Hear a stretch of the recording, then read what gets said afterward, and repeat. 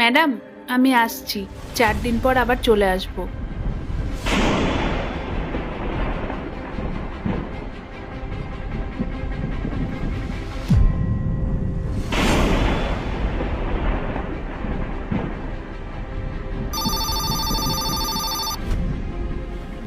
Hello. হ্যাঁ, আপনি কোনো চিন্তা করবেন না, আমি টাকা জোগাড় করে রেখেছি। আমি আপনাকে পরে কল করছি। এ কি, টাকাগুলো কোথায় গেল? ম্যাম, বিমলা আন্টির ব্যাগটা আজকে একটু বেশি ভারী লাগছিল না? তাহলে কি আমাদের অজান্তেই উনি আজকে... আরে, তোমাদের সামনে থেকে উনি টাকাগুলো নিয়ে গেলেন আর তোমরা কেউ বুঝতে পারোনি? ম্যাডাম, আমরা তো এই ডিলটা নিয়েই বিজি ছিলাম, তাই বুঝতে পারিনি। আপনি এক কাজ করুন, উনাকে এখনই কল করে ডাকুন। হ্যালো, বিমলা আন্টি এক্ষুনি আমার কেবিন থেকে বেরোলেন।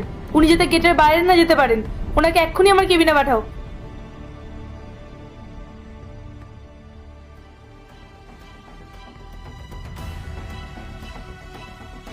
হ্যাঁ ম্যাডাম, আপনি আমাকে ডেকেছিলেন? এখানে মিস্টার সেনকে দেওয়ার জন্য 3 লাখ টাকা রাখা ছিল। টাকাগুলো কোথায় গেল? আপনি কি নিয়েছেন? না ম্যাডাম, আমি তো কোনো টাকা নিইনি। একদম মিথ্যা কথা বলবেন না আন্টি। ম্যাডাম, আমি সত্যি বলছি, আমি কোনো টাকা নিইনি। আমি কেন এরকম কাজ করব? আরে আন্টি, আপনি যদি টাকাগুলোকে নাই নিয়ে থাকেন তাহলে টাকাগুলো কি হাওয়া হয়ে গেল? আর এই কয় মিনিট আগে আপনিই কিন্তু কেবিন থেকে বেরিয়েছেন, আর এখানে আমরা 3জন ছাড়া আর কেউ ছিল না। তার মানে আপনি কি বলতে চাইছেন যে আমরাই চোর? টাকাটা আপনি নিয়েছেন, চুপচাপ টাকাটা বের করে ম্যাডামকে দিয়ে দিন। ম্যাডাম, আপনি বিশ্বাস করুন, আমি একটাও টাকা নিইনি। আমি গরিব হতে পারি, কিন্তু চোর নই। কতটা নির্লজ্জ আপনি! একে তো টাকা চুরি করেছেন, তার উপর আবার মিথ্যে নাটক করছেন। আমি আবারও বলছি, ভদ্রভাবে টাকাগুলো বের করে ম্যাডামকে দিয়ে দে, নাহলে কিন্তু পরিস্থিতি আরো খারাপ হবে।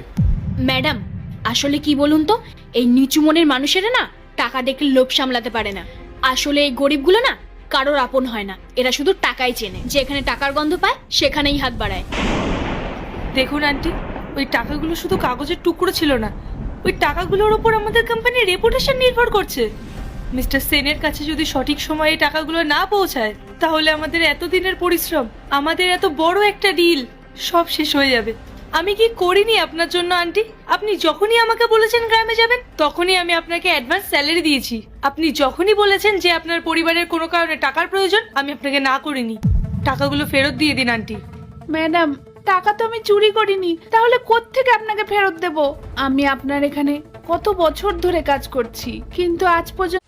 পার্ট 2 দেখতে সাবস্ক্রাইব করো ভেলকু 78M।